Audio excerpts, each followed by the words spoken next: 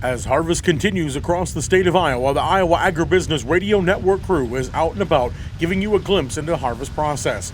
In this week's stop on our Beck's Hybrid Harvest Tour, Riley Smith heads over to Marshalltown, Iowa to visit with Beck's farmer, Kevin Holl. Kevin, as we're getting into the corn right here, what have you been seeing for yields from that Beck's hybrid that is in this field? What have you been seeing for yields on that this year so far? This particular field's been really well so far. Lower upper 200s right now. The monitor's not perfect, but it's close. I came from another field, a lot more rolling and stressful. It was still in the 260 range, but we're looking at 280, 290 on this field so far. It just kind of depends on where you're at in here. This field doesn't have pattern tile, which it probably should have, but the landowners just haven't done that yet. I haven't convinced them yet, but 6381 is what we're on now. Standing really well. Moisture 20%. Planted about the 14th of May after the 2 weeks of rain. 35,000 is the final stand, somewhere in between that. So then when it comes to disease pressure this year, we know for some people it was a lighter year, some people it wasn't. When it comes to, like, say, rootworm or any other pest pressure like that, have you seen that this year, and how did this Beck's hybrid handle that, if you did? Well, so far, disease, the tar spot is kind of light. It was worse down on the other field. I don't see much tar spot here, but there is some leaf blight. This is a corn-on-corn seed corn production field, and there isn't any signs of rootworm whatsoever here. It's just standing really well.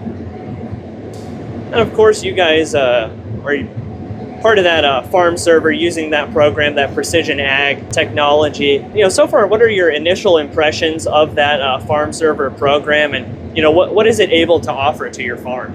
Very full of knowledge.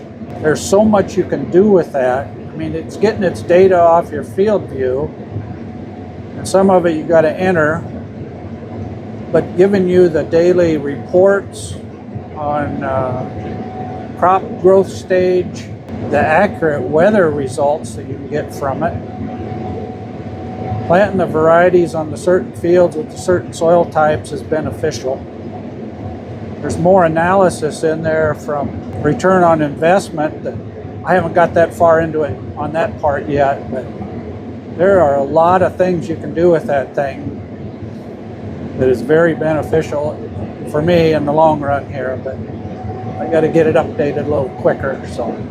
And Kevin, when it comes to that agronomic data, we get a lot of farmers who maybe aren't using that or looking into that data as much as they can or they should.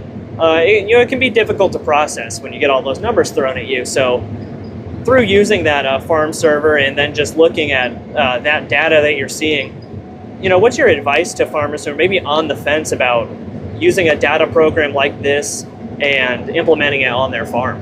I think one of the really good things, without having to actually go out and scout the farm, is that growing degree units, knowing what stage plant is going to be in for fungicide applications, because you can be off on that and it can cost you some yield. So, and then as well, we've been working with Beck's for these harvest videos, and this is our third one already. We've heard lots of great things. But what's been your experience with Beck's on the seed side of things? With Beck's, I have really great salespeople. District man I've known him for a long time. He knows his products. The actual product themselves, there's so much to choose from as far as genetics, because they can access all that from the major companies. They really do care about the farmer. They want what's best. I grew Beck's a few years back and never had a problem.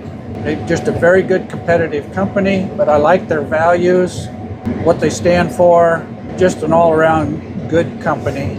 And of course, the rewards program is pretty awesome. A lot of other people say it's just a gimmick, but it's not a gimmick. we're pretty close to that research facility here too, and we see several places around Iowa, and I know they're a little newer to Iowa, but even so, they've got a good presence, and I think, like you mentioned, they're very invested in being involved in the farmers area more than you might see from anywhere else. I'd never heard of them until they bought the research facility there at Marshalltown. And then I got to learn more about them. We went through a few dealers before we got these fine people now, but they really do care. They're really a great company.